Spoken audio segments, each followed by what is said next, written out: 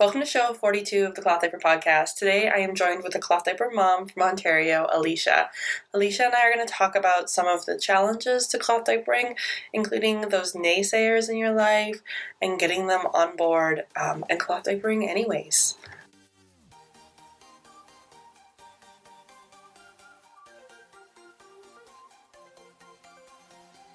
Welcome back to the Cloth Diaper Podcast, a somewhat regular show dedicated to everything cloth diapering. We talk with parents, brands, and cloth diaper people from around the world about their cloth diapering journey. This week on the show, I do have just another mom. She's just like me, but she lives in Ontario, Canada, and she's going to talk about her cloth diapering experience. But before we get into the conversation with Elisha, if you're new to the show, hi, my name is Bailey. I'm a mom of two and a cloth diaper blogger, content creator person. I have been cloth diapering since my first was born. My second, though, is now potty trained, and I am still just talking about cloth diapering. This is a fun hobby project that I just enjoy so much. This is just one of those things that I do without a whole lot of rhyme or reason. I do have a website, www.clothdiaperpodcast.com, and if you go there, you can find the show notes for today's show, as well as the last 40 episodes of the Cloth Diaper podcast, plus more information about how to cloth diaper, when my book is going to be released, How to Cloth Diaper, and parent stories. So sometimes people don't want to share their story on the Cloth Diaper podcast, and you can find those stories over there. So much information. You can also learn about the Flats and Hand Washing Challenge over at www.clothdiaperpodcast.com. I will be hosting the 10th annual Flats and Hand Washing Challenge this year in May. If you need more information about that, again, just check out the website. It has everything you need to know. Plus, last year I did have Jenny McCalmick on the podcast to talk about her experience with hosting and doing the Flats and Hand Washing Challenge. We'll also have some more episodes coming up closer. So if you are a parent who uses flat diapers, and specifically if you're hand washing your flat diapers all the time, I would love to hear your experience and story, or if you've participated with the Flats and Hand Washing Challenge a lot. I think that's about it for the housekeeping things. The Cloth Diaper podcast is sponsored by Humbird Diapers. Humbird is a cloth diaper manufacturer as well as wool maker. She's based in Germany. Dawn was on the Cloth Diaper podcast way back when we started, so if you want to hear her story, you can check it out. Every month, Humbird Wool has a pre-order on their wool, and that means that you can save 10% off wool during the first week of the month. So the pre-order has already closed when this podcast releases, but you can be prepared for the next pre-order coming out the first week of April. I will be posting the colors and more information over on Instagram and Facebook, so you can check it out as well. You can go to www.humbird.eu and learn more about the options for wool diapering, flats, fitted diapers, and everything else. Now, with that all done, I think we should just have a conversation with Elisha. So here is my recording from February. My name's Elisha. I'm from Brantford, Ontario. I've been here pretty much my whole life, except for about 5 years in Ottawa for university. I'm kind of to the end of my 20s and sort of figuring out new mom life. I have an 8.5-month-old son named Wesley. He's my only baby. And I've kind of gone headfirst into this world of lessening our waste and cloth diapering and all these different parent and baby things, and stumbled upon your show and absolutely loved hearing from the different brands and parents. And I think it's so cool to hear other perspectives about it. You didn't really go very far if you went to Ottawa. No. I mean, it's about 600 kilometers from where I'm from, so it feels far, but it's really not that far. And I'm there all the time visiting family, which is awesome. He's 8.5 months. Okay, that's the age group of these next 4 shows I'm putting out. Everybody has a 8 to 9 month old child. I think it's that time in motherhood where you kind of feel like you got your head on again, and you're like, I can go talk to people about things. Totally. You feel like less of a newbie and more like you've got a handle on it. Yeah. You, in your email, when you messaged me, you said that a lot of people were really up in your face and not pro cloth diapering. Yeah. Why was that? What were they saying to you, and how did that make you feel? I think, so I had kind of been open about my desire to try cloth diapering with, friends, family, whatever. And a lot of the pushback I got was, well, you're not going to stick to it. You might as well just buy diapers, like disposables. Yeah. And I said, well, like, why do you think? Of course, doubting myself. I'm a first-time mom to be. And I'm like, well, why do you think that? And everyone said things like, well, it's so gross. You have to touch poopy diapers. And all I kept thinking was like, you have to touch diapers anyway when you use disposables. And really, like, am I putting my hand in a bunch of poop? No, I'm just, it's the same thing. And then I hear things like, well, does it really actually save that many resources because you have to use water to wash them, more detergent, more, hydro or whatever you use in your area to use power and, just more resources in general. And I thought, well, it's got to be better than putting a bunch of diapers in the landfill. It has to be. And so I kind of just took what they had to say, but left it in the back of my mind as like, well, I kind of already made up my decision and my husband was on board and we thought, let's just go ahead and do cloth anyway.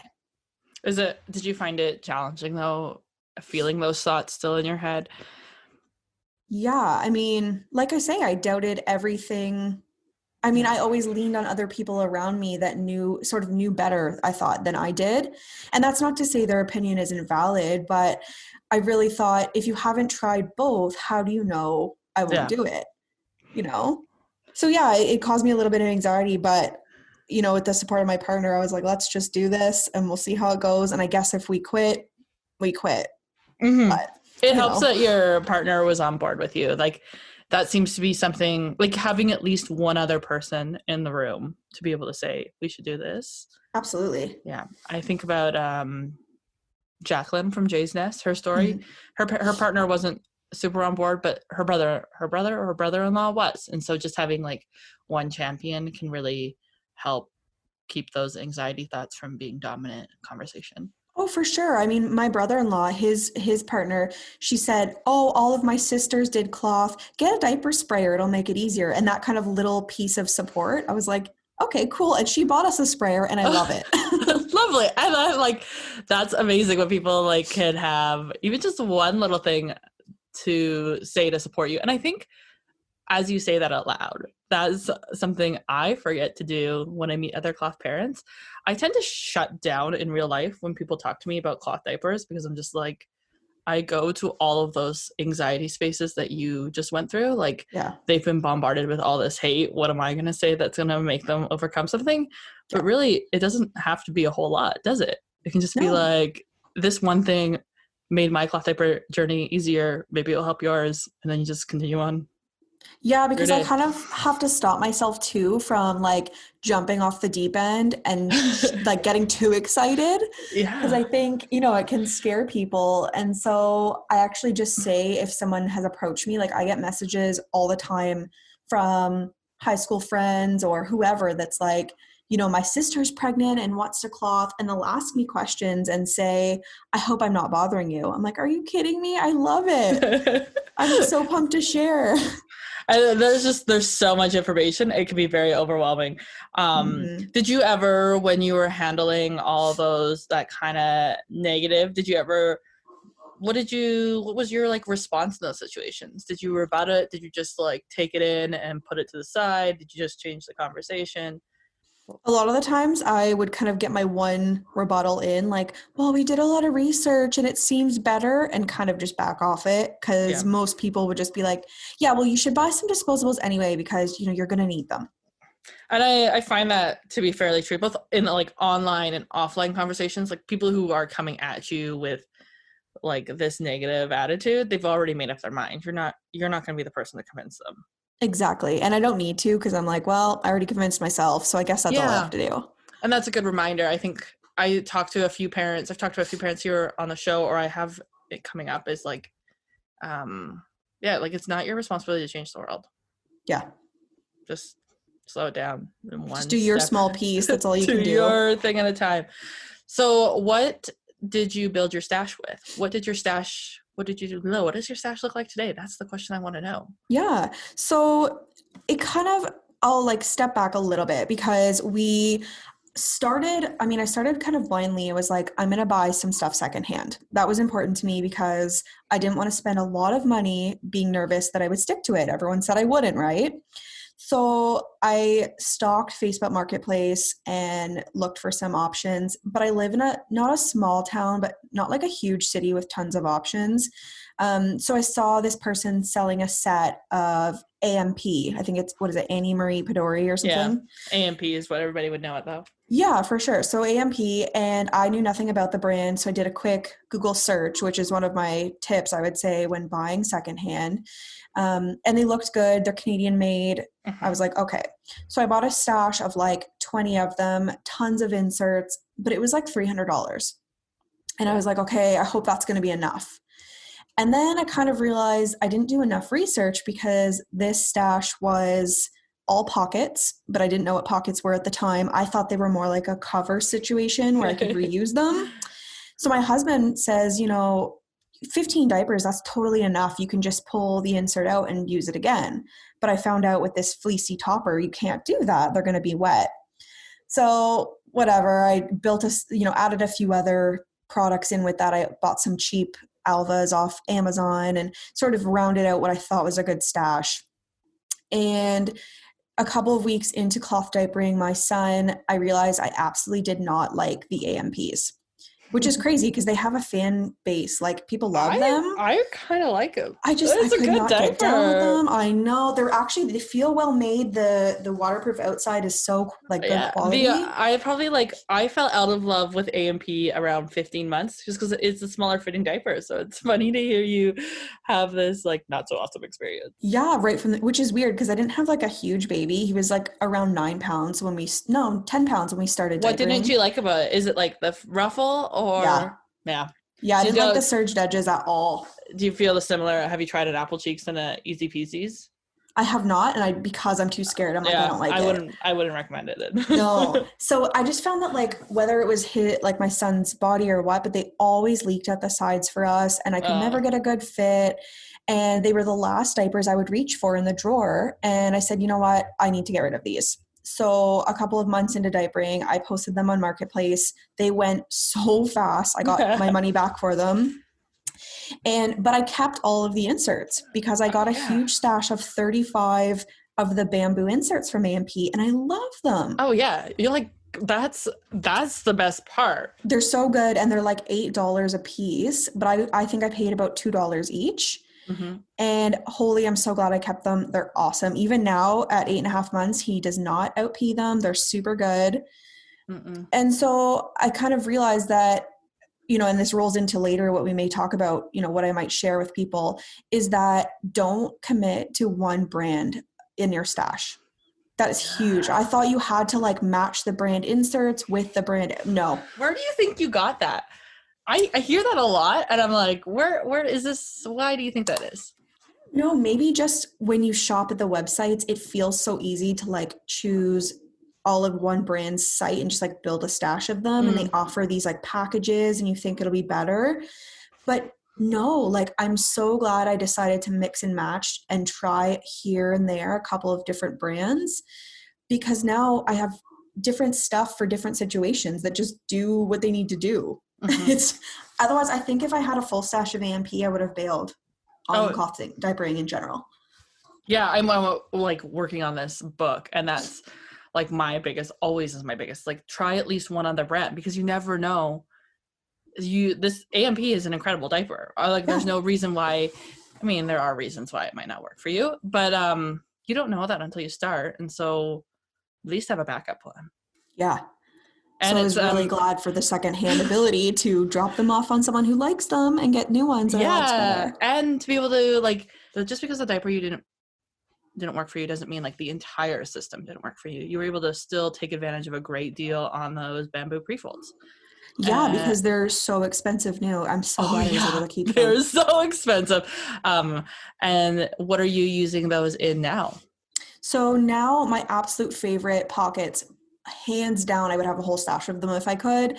Glow Bug. Oh yeah, I've heard good things about those. Those are Ontario mama. I think she's in London. And they're just fabulous fit wise for us. They've got a nice big band around the top. I love that the snaps go all the way across so that I can kind of stagger if he's in a weird like size. Mm-hmm. And they have 360 gusset towards the middle, so I never have leaks. And they're my favorite. I did get a few Mama Koala as well on Amazon, mostly because their prints are just too darn cute. But you know what? The fit is not great for him. They're a little bit small for me. Yeah, I think they like anything I've seen online, they look more like a rumperoo fit, which is a quite small fit as well. Yeah, like I just feel like he's already on, the outside snaps and they feel quite small. But yeah, I'd say Glowbug are our favorite. And though they're not in business anymore, I love the covers from Sweet Pea. Oh, yeah. There's still some Canadian retailers I've seen that have them in stock online. So I'm going to snag a few more before they're gone. But that's the magic as well of the Canadian marketplace. Mm-hmm. So when I started cloth diapering, there was like in 2015, shortly thereafter, like diaper prints would sell out really fast in the States, and things would become really hard to find. But in Canada, Canadians are not so like keyboard ready. We are much more patient people or something. We don't really like seek out hard to find or desirable prints as quickly. So diapers will like sit at retailers forever. Meanwhile, like Americans are kind of going crazy about like how they can't get a hold of this print. And I that's probably population as well, like same size as California, but it can be really easy to find sold out diapers or brands have gone out in Canada. Just kind of the stash sits. I mean, it's sad for Canadian retailers as I think about it there too. It is, but I try whenever I do order, like I've ordered a few things on Amazon, but I really try to make an effort to order from, like Lagoon Baby or Caterpillar Baby. Like, their shipping is so fast in Ontario. Well, yeah, because she's just out there, isn't she? I don't know if I've actually, that's like one of those brands I should introduce myself. I ordered my first stash from Caterpillar Baby as well. Blueberry Simplexes. Yeah, those are good. They were good. They're such a good diaper. So you had a stash. It didn't work out. You flipped into a new stash. And that is your struggle about building a secondhand stash. That I've got this question here for you. Do you have any other advice for people as they build secondhand stashes? Did you get burned in any other ways or learned any other lessons? I think that first go when I bought the stash of AMPs, I think I overspent. And I think it's important when buying secondhand to just look at the brand, like on their site in general, and see if what you're getting is worth the money. But also don't be afraid to negotiate. I think I didn't know enough about the products to say, hey, would you do this much instead or whatever. I kind of just went with it. And I think that I didn't get burned in a big way. Like there was no stains, no smell issues, nothing like that. But that's something to look out for too. You can always sun a diaper or you can always, sanitize them, but be aware that they may have been used in a big, really been worn out in a big way before you get them. Yeah, like children wear them every day. I got burned with my first stash. Thinking about you telling yours is I had bought a stash of 10 Bum Genius 3.0 Velcro diapers secondhand. What was I thinking? I spent like $40 on them too. It was like $5 a diaper. And the PUL, I washed them and the PUL fell apart. So I should have I just took the bag and ran. Should have looked at the diapers better. And just as a complete newbie, sometimes buying, it felt like a good deal, but really $5 a diaper isn't really a good deal. For something that had been used that much. And what was my other thought? I should have looked at the diapers before I brought them home. But sometimes I would almost recommend finding new products to try to get your hands on first so that you kind of even know what new is. I didn't really understand even when I was buying this 9 months pregnant that those diapers that the elastics were so bad because I'd never seen a new diaper. And so then when I was trying to put it on my child and I couldn't get this good fit, even though the internet pictures all said so, it's because the diaper was worn out. Yeah, elastics are a bigger issue than I realized in the beginning too. I haven't had any problems with them, but I'm so diligent about hanging them sideways instead of vertical. And, my husband's like, why does it matter how you hang them? I'm like, because I want these to go through another baby. I don't want to wear them out. My experience was that, so my first washing machine was an agitator machine and I lost a lot of diapers in the wash. Yeah. They would get like wrapped up around my agitator, and I lost a couple Grovias that way. I pulled it out and my elastic was just like pooped. I know a lot of people really love agitators, but I had a really negative experience with the agitator, and I'm like so glad it's gone. It was so hard on my diapers because it like totally would catch up all of my elastics and like pull them apart. Yeah, I've even seen things in like different groups I'm in that like people's like pre-folds and things will get, just shredded from the agitator in the center. And I'm like, oh, I have a front loader, and I hear, negative stuff about them too, but I really like mine. There's so many pros and cons with every situation and option. And that's what I think, like, even with those Bum Genius diapers that I bought secondhand, like they had also been through 2 children. Thinking about earlier that you had commented about the age of a product, like there's a certain point also where a diaper is just at the end of its lifespan. Like, does a Bum Genius product really last into a 3rd child? Like, maybe if you take really good care of it, but also products eventually need to die. Yeah, and I think a lot of people will use that as an argument to not cloth as well. They'll be like, well, eventually they wear out and they're garbage anyway. But if you think about the literal you get out of them, I mean, the first few weeks we were home from the hospital with my son. I think it was about 10 or 12 days actually before we started cloth. And we were just looking at this diaper pail in the nursery fill with diapers. And I think if you replace every single one of those with cloth, look how much you've eliminated. Oh, yeah. But likewise, you look at a cloth diaper and say, okay, it's replaced that many. It's done. It's time. Well, yeah, and if it's like a lot of us will successfully cloth diaper 3 children. I would say like a cloth diaper life, if it hits 3 children, if it hits 3 children is like, that's really awesome. That's an incredible amount of disposable diapers you've displaced. Yeah, an definitely. Incredible amount. Every time I go to Vancouver, I will use disposable diapers because my mom's washing machine, it's a front loader that eats diapers. I don't know how, but I'm tired of taking that risk. And they only get garbage every 2 weeks. And I had 2 kids in disposable diapers.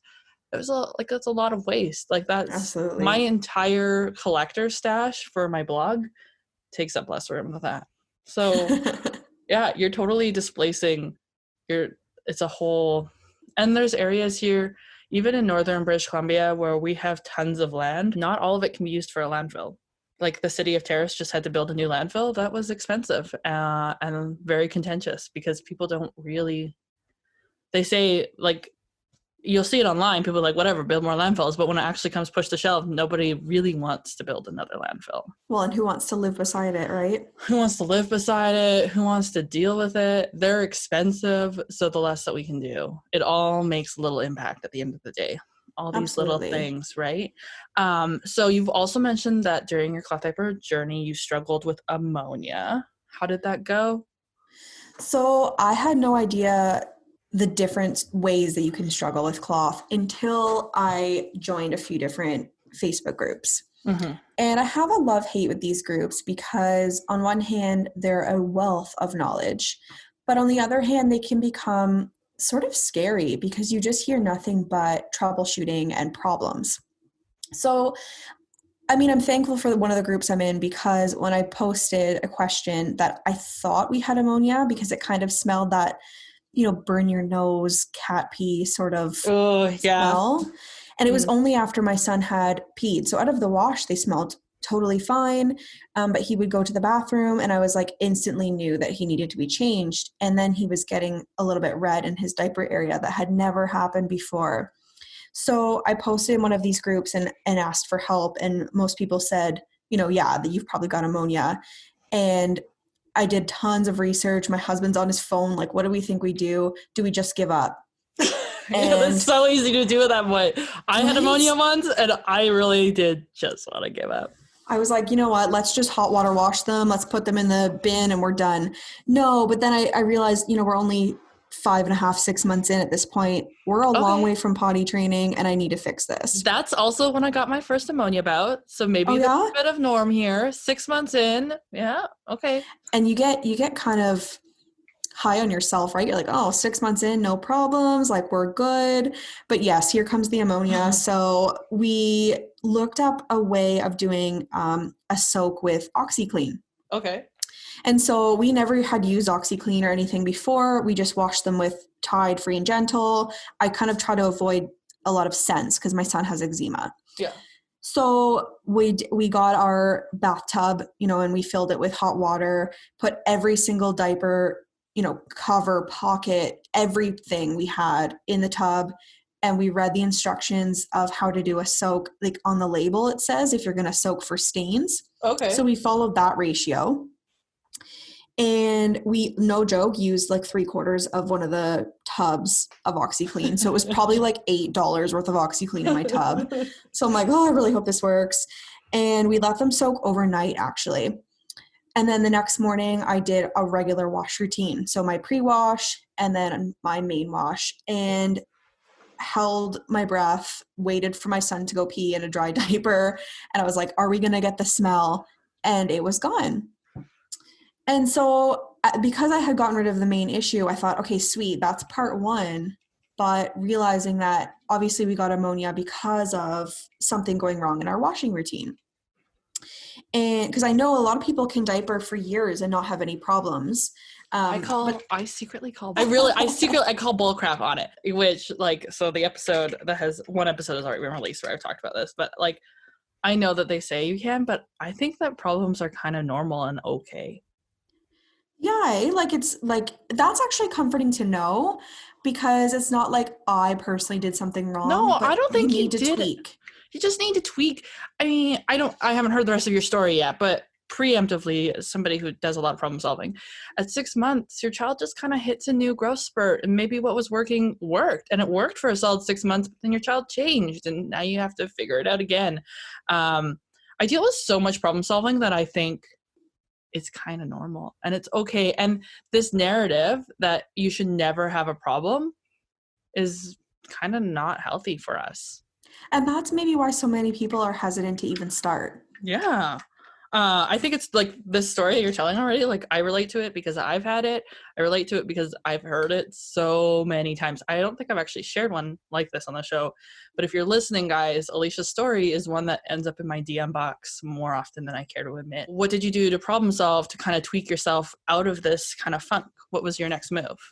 So we realized that, if you look down to sort of the science of it, I guess, ammonia is a part of urine. It's, it's what happens when urine sits. And we realized that to combat that, we needed to have more agitation in our wash and hotter water. And so 6 months is a different change in the body. It kind of feels really normal that's going to happen, that you're going to need more agitation and you're going to need hotter water. And you're probably going to experience this again, Elisha, at 18 months.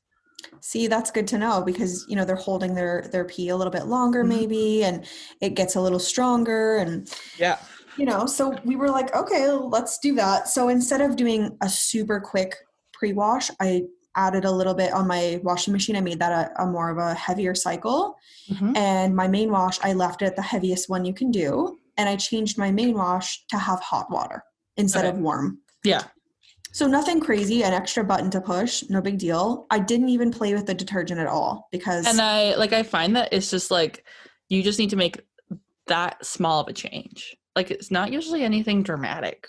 No. And I think if I had to change too many things at once, you almost can't figure out what your problem might have been. No, you won't. And you're still pretty early on. Like you said, you're 5 months. Now you have an 8.5-month-old. I think sometimes it can take a while, but also that's okay. And next time, have you had a problem since? No. Quick remedy for anybody listening, guys, is so the OxyClean soak is pretty, that's a really intuitive, awesome thing. I don't ever see cloth diaper groups suggesting that, but you just literally took a laundry hack and applied it to cloth diapering. Awesome. But also you can sometimes just try a deep clean wash on a diaper, with double detergent, and see if it kicks it. Hot water wash, like you suggested, see if it kicks it. There's a lot of a soak would really intimidate me. So putting all my diapers in a wash tub, I would be like, oh my god, there's so much work. But you can, if anybody's listening, you can try with other little tweaks. You can try just washing your diapers longer and hotter once and see if it kicks it. You can try using Gravia Mighty Bubbles in your routine, see if it kicks it. And or you can, if this OxyClean thing sounds like it, if you guys are listening, if it sounds like it works, it could work. There's no really right way to kick a smell. But yeah, ammonia can definitely be a little bit of a challenge. And I think it's totally normal. And there's Fluff Love, I would say, is the big group out there that advocates that you should never, ever have a problem. But the number of problems that we see and the number of times that I talk with you guys on this show, I think it's kind of normal for things to just need to be changed every now and then. Yeah, and you know what? Like, it's no hate on that group at all, but I did actually have to leave that one because I found that it was nothing, like a lot of issues came up and then a lot of just black and white advice. And I feel that cloth diapering like with anything, it's gray. There's a lot of gray. This didn't work for me. And, my water hardness is that I didn't test my water. I'm going to be straight with you. Everyone said, I've never tested my water either. Oh, I got to get test strips. And I was like, I'm not going to bother. I know I have harder water in my area because my coffee maker gets the little spots. But really, like, I just use Tide. It's nothing crazy.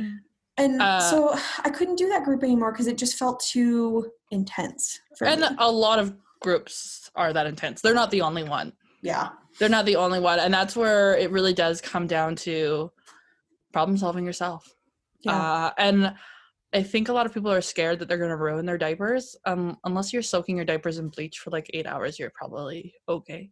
Yeah, I think they can hold up to a little more than we give them credit for. They definitely can hold up to a little more.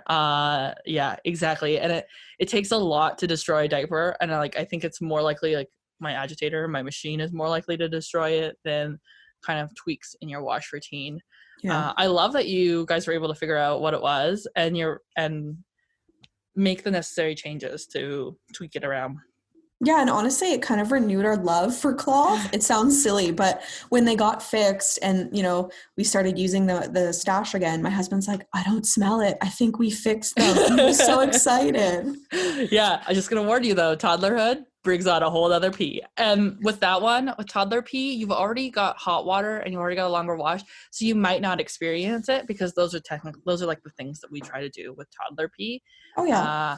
But nighttime toddler pee, pre-rinsing before you pre-rinse. Yeah, you know what? Like the nighttime diapering for me, I still use disposables for nighttime because he never wakes up wet and it's just so easy to not change him in the night. But we would love to make the switch to it fully. And I get scared. I'm like, I don't know. That's okay. And you know what? I think we should probably normalize that.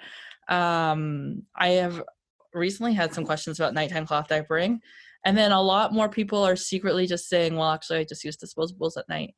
And if that's what works, like, that's what works. Nighttime diapering can be really stressful if you're not up for have you ever tried like just going to bed in a bamboo pre-fold? We have not. Happens? He takes really long naps, like 2.5 hours. Yeah. And we have no issues. I usually do the same bamboo ones we use during the day, and then I put a hemp one underneath. Yeah. And that holds up really well. I could probably do it at nighttime. You could, if you want to try at nighttime, I would just see if that works. And if it doesn't work, well, then you got a problem solved. But if it does work, you've got the answer in your book. Put them in bed with like fleece pajamas over top. Oh, yeah. Because the fleece jammies will be a little bit water resistant, and so it will buffer if it doesn't get wet. But it might work if you already have the hemp boosters and the bamboo. Like, that's a pretty stellar combo. It depends, like how we got lucky with the natural fibers. Oh, yeah. I think that's key. That's a really good start to your cloth diapering experience. As much as the AMPs didn't work out for you, like, it's a great kickstart. Yeah, definitely. I know I should just take the plunge and say, let's just do it. Just try it. You gotta try it once. The other thing, though, is like, it could work once and that could not work the second time. Yeah, this is true too. Yeah, because you don't know, like, you have no control about understanding if he's gonna pee a lot that night or not. Yep. But if you're totally okay with using disposable diapers, like, there's no shame in that game. Like we talked about earlier, like, you're still making such a huge difference on landfill or with whatever reason that you wanted to. A huge difference in your pocketbook, right? Like, only one package of diapers a month versus. And that's exactly it. When you and I first talked and you mentioned, what is your why for cloth diapering? Mm-hmm. And so, I mean, firstly, I wanted to save money because I mean, I walk down the aisle at whatever grocery store and I'm like, holy moly, like $30 or $40 for a box of diapers. And that maybe lasts you like a couple of weeks. Mm-hmm. I mean, I don't even know really how many in a box and all that stuff, but yeah, it's crazy. And we ended up getting lucky because my husband's mother, she volunteers for this thing with United Way. Anyway, she gave us a box of every single size. Oh. And so you're like set for life. We literally have never had to buy diapers because by the time he's out of the size of the nighttime stuff we use, he's on to the next and we never have bought them. Yeah. But I mean, then my husband says, well, I want to do it for environmental reasons. He is a project manager for an environmental firm. And he's like, I just can't think about, he does wastewater and these types of things. And he's like, I think of all this stuff sitting in the landfill and I would so rather rinse it in the toilet, do some laundry and move on with it. Oh yeah. Yeah. And that keeps us going, I think. It really does help to have these bigger whys around why you're doing it and to remember in that moment of ammonia, like why you're doing this. For sure. Because the temptation to give up is totally there. There are so many people. And I feel like I've had moments where I wanted to give up too. And then the cost of disposables weighs me down. And it's like, it's such a privilege to be able to buy disposable diapers cheaply because I feel like every time I've given up, disposable diapers have never been on sale. And so they really hurt the pocketbook. And then I use up the box and I go, all right, Bailey, you got to get back on the horse. You got to do this again. It's reassuring to know, guys, like I'm sure if you're listening that, we all give up. We all have challenges. Do people in your life, circling back to the beginning, are they still pretty negative Nancy around you or have they given up on the... No, you know what? It got so much better. As we had people come visit us or whatever, you would get the comments of like, oh, you're still doing that cloth diaper thing, eh? And then realize, oh, that's a really cute print. And oh, it's that quick to change them. That's not too bad. And then, it went from my sister or my mom not changing ever if I had cloth to they'll do a diaper change now. They don't mind. Oh, where's the wet bag? Like they're so involved now. A lot of times people just need to see that modern cloth diapering is new. It's different and it's easy. Yeah. And I mean, we even got a couple of hook and loop. I mean, for people who don't know hook and loop, it's like Velcro. Yeah. We got a few of those from Kawaii Baby. Their pockets, their Velcro is really awesome and so soft. And every time I send my son to my mother-in-law's or whoever, I pack a few of those. And they're like, oh, that's so easy. It's just the same as a regular diaper. Yeah. And I would love for cloth to be the regular later. Yeah, right. Yeah, I mean, everyone's been so positive. And now, like I say, I mentioned before that I get questions from people in my life or people I haven't even talked to in a long time. And I love it so much when they're like, oh, I know you post on your Instagram. They're so cute or whatever it is. Can I ask you questions? And I'm like, of course, I love it. Mm-hmm. So I hope that by me posting, to my very, very small following and to be talking to your following of podcasts and Instagram, that you just hearing like the real life mom perspective, like I'm just a regular mom doing my regular thing, going back to work soon, whatever. And I still find time because it's really not that bad. Can people find you or are you just a normal mom? What are you? I mean, I'm very normal, but I have an Instagram page. It's at Leash Stew. So it's LISHSTU. And that's pretty much the only place you can find me because my Facebook's pretty boring.